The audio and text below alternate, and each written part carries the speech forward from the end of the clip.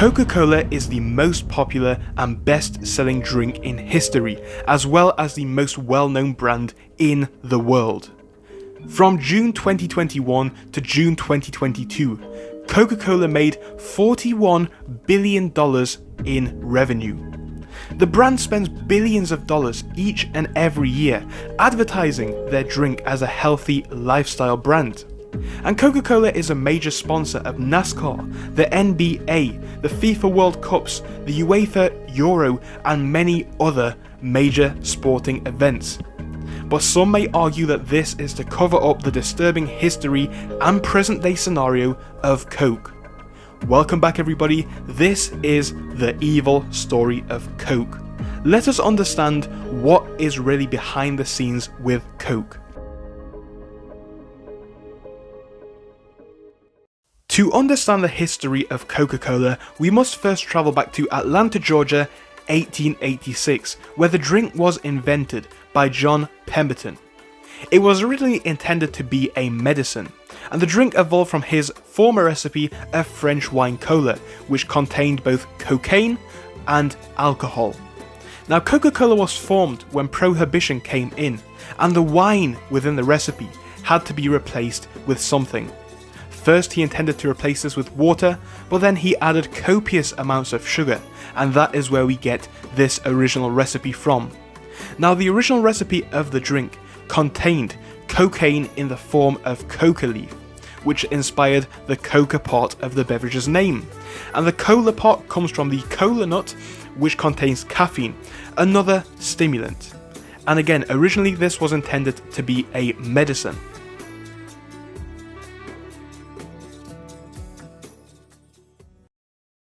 By modern day standards, this looks very crazy, but you have to remember this was over 100 years ago, and back in these times it was quite commonplace for ingredients like cocaine to be used in small amounts in medicine, as people thought it was both safe and healthy as well. Now, when the cocaine was shown to have no positive effects, it was removed from the mixture, but this originally was a key part of it. Now, coming back to where we originally started, sales were originally very slow for Coca-Cola, but before long it was to become one of the biggest and most easily recognised brands in the whole world. Now, the genius came when Coca-Cola decided to change their advertising strategy. As they realised that their drink wasn't actually medically beneficial, it made more sense to market it as something completely different, and this they did. It went from being a medicine to more of a leisurely drink that anybody could consume at any time. And from that point, sales started to rise quite rapidly. Before long, Coca-Cola was being endorsed by celebrities, the first of which came back in 1900, and it was the music hall performer Hilda Clark. Before long after that, we saw names like Santa Claus being involved in the whole Coke image, encapsulating Coke in children's vivid memories of childhood. And this has gone on for years ever since. Now, whilst this may seem like something which is quite commonplace in today's society, you have to remember, back in 1900 and post, a lot of these tactics were pioneering. We haven't really seen anything like that at that time. So it was really clever for Coke to do this. And within a few years, Coke was on every sign that you could see. It was on billboards, it was on posters, and anywhere else that you could lay your eyes. And this really was the genius start of the marketing strategy for Coke, and it really, really worked. Now, fast forward a little bit, this brings us up to where we are today with Coke. We all know nowadays that this drink is tooth corroding. It causes obesity because of its high caloric nature. But if the business was truthful and honest, nobody would buy it, and it would let alone be one of the biggest businesses in the world, but it would be bankrupt. And this is where the modern day advertising strategy comes in, and becomes a bit more vicious.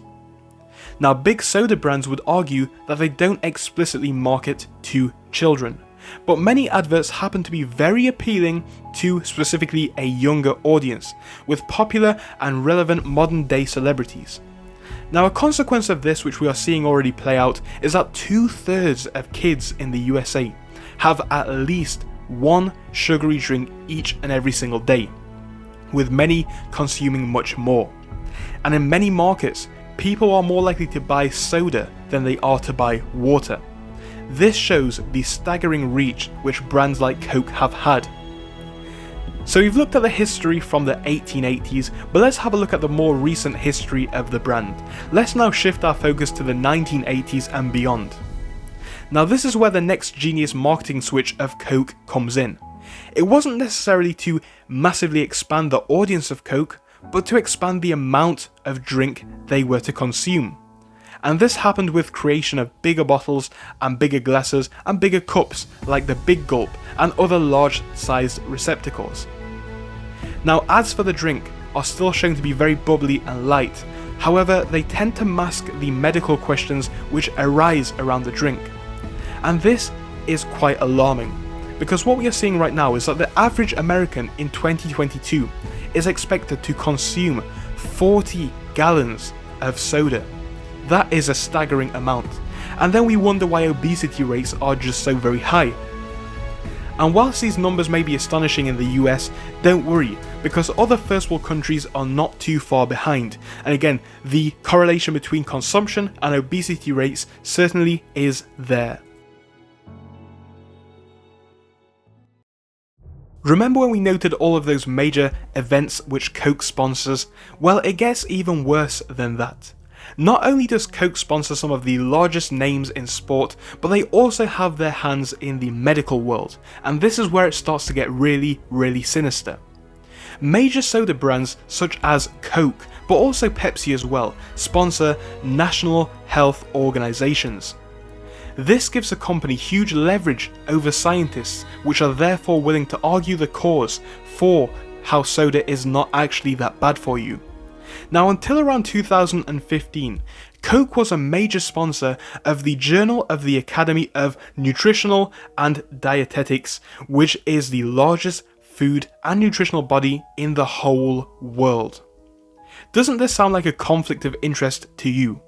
Well, we've seen it play out that way when it comes to the findings of a lot of these organizations, and that is key to note, because it shows the conflict there, the major problems which can arise when big brands put their money into things which are supposed to be non-biased. Now don't worry though, because everybody knows that Coke wants to help obesity, right? Because they donate millions and billions of dollars to tackling obesity. Well, whilst Coke may be a philanthropic organisation, a lot of the money that they donate goes in to companies like we just said, and bodies which are intended to reduce the perceived harm from Coke. So going back to the reason why Coke is such a major sponsor of big sports stars and big sporting events, it's not only for the engagement, because of course it does put a lot of eyes on the brand, but also let's have a think. It entwines and encapsulates athletic performers with Coke. And it shows that not only is Coke a drink which is for leisure and pleasure, but it's also something associated then with athletic performers and success, inspiring people to think that if they drink Coke, they can too become like their favourite star.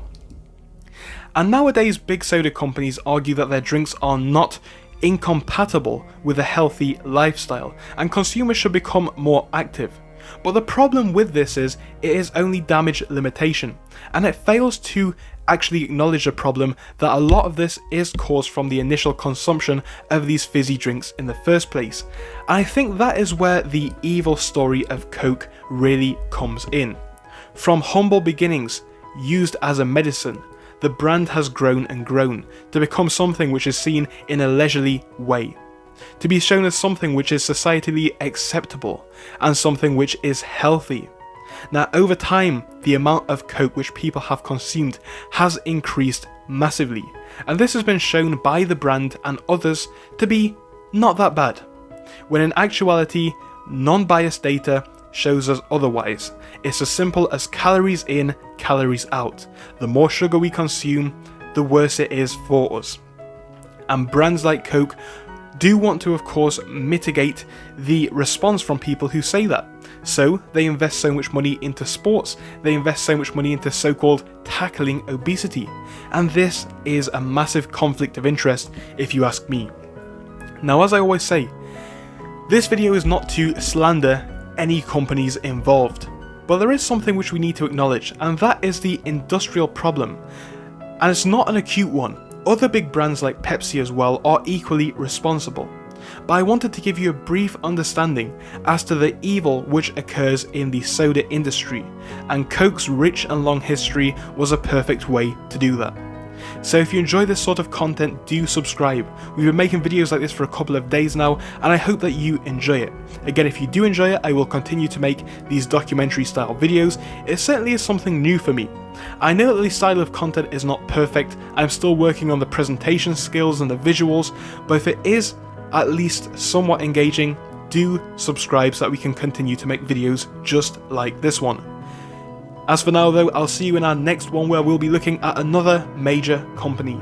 Thank you for watching, and I'll see you all again.